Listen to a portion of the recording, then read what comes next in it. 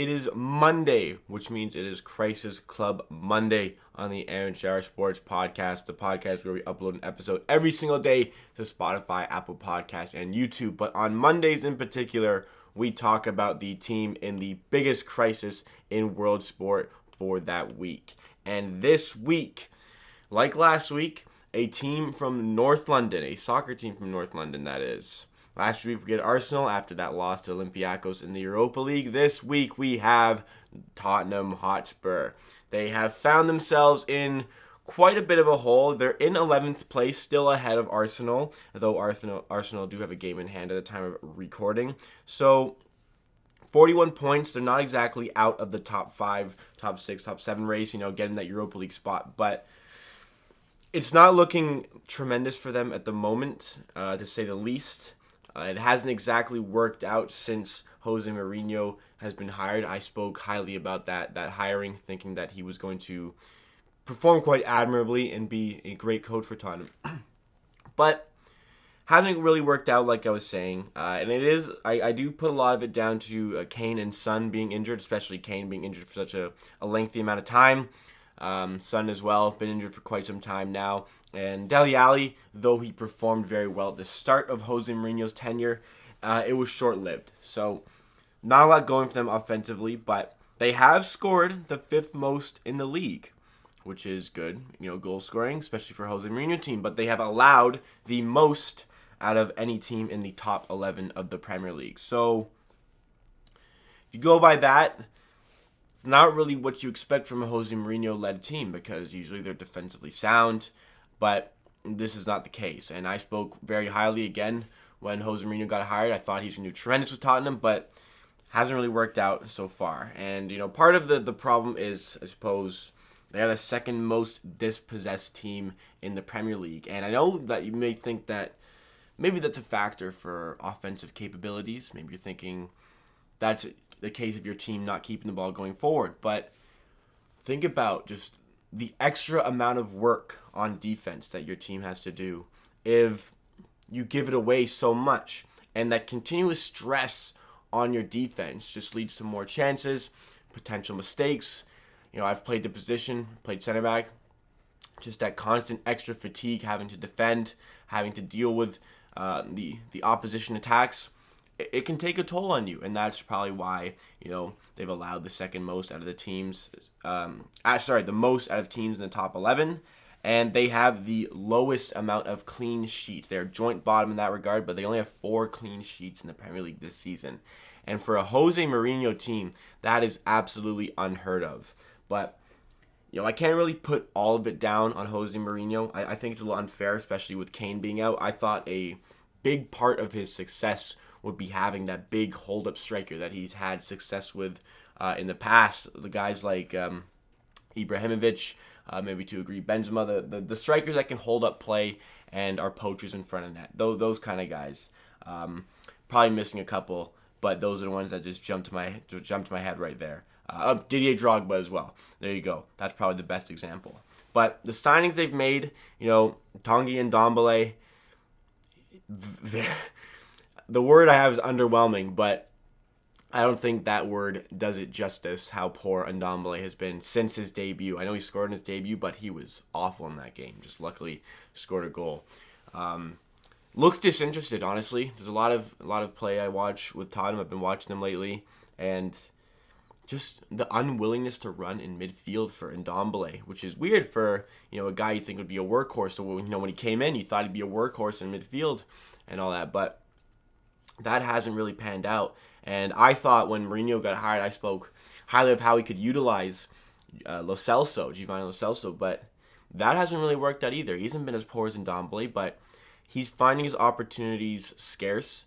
And when he's in, he's not been, the prolific goal-scoring midfield that he was at Real Betis. And I thought a guy like Lo Celso would have been perfect for Mourinho, being able to, on the ball, play as a second striker, off the ball, add to that defensive midfield. But that hasn't been the case. And they did make the winter signing of Bergwijn. Bergwijn. I'm not sure you say his name, but that's how I've been hearing it said. But now he's out for an extended period of time, injured. And the jury, to be honest, is still out on Bergwijn. We don't really know how I know he scored in his debut against Man City, by the way. That was a big victory, but we don't really know what kind of a signing he's going to pan out to be. I think that's a great signing for a young player, but we'll see how he performed. We thought Ndombele was going to be a great signing, and he may prove to be in the future. It's just right at this moment hasn't really been the case. But over the course of the last 5 games for Tottenham, oh man, they just drew Burnley on the weekend. By the way, I think Tottenham were very unfortunate for Burnley's first goal. I think there was a handball in the build-up. Well, I know there was a handball in the build-up. That's not really up for discretion. There was a handball in the build-up. That goal shouldn't have stood, but I think Burnley would have scored anyway without that one, the way they were dominating proceedings at that point. In the midweek, they lost to Norwich on penalties. They lost 3-2 on penalties. Game ended 1-1. And it ended with Eric Dyer going into the crowd to confront a fan. And I think that was the point where I knew they were my crisis club of the week. It's just, well, they went out and dropped points to Burnley as well, who are nipping at their heels, by the way. Burnley in 10th right now with 39 points. Tottenham in 8th with 41.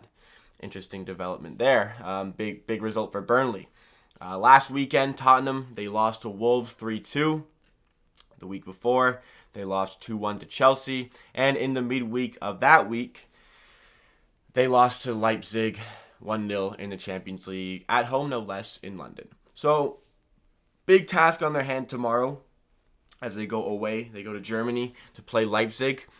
That'd be a very disappointing tie to lose if they lost to Leipzig. I know Leipzig won their group. I know Leipzig is very talented. I know how well they're doing in Bundesliga. But from finishing in second for Tottenham, that was a very kind draw. And all the respect to Leipzig again. But the likes of, the Barcelonas of the world, they had Bayern Munich in their group, but the Barcelonas of the world and whatnot, the very top caliber teams who won their group, Juve, all those, Tottenham managed to avoid, and they got Leipzig, and yet still find themselves down 1-0, going to Germany. I had them winning that tie, and they could still yet win that tie. It's just they got to climb themselves out of that hole. That's the issue at hand. Tottenham next week also take on Manchester United, who are playing very well at the moment, coming off that huge victory against Manchester City, and that is a very, very important contest for teams chasing, not only Europa League, but United could find themselves in a battle for a Champions League position, especially if that 5th place becomes a Champions League position. A lot of teams are going to be trying to clamor at that spot because of Man City's Champions League ban. But with all the injuries at hand, I don't think a future with Dele Alli, a close future with Dele Alli at striker, like which they did against Burnley, is going to be fruitful for the success. Bergwijn's injured, and Ndombele not playing at his best. The attack's really gonna have to run through Dele Alli, and I don't really think he has quite the ability to marshal the front by himself.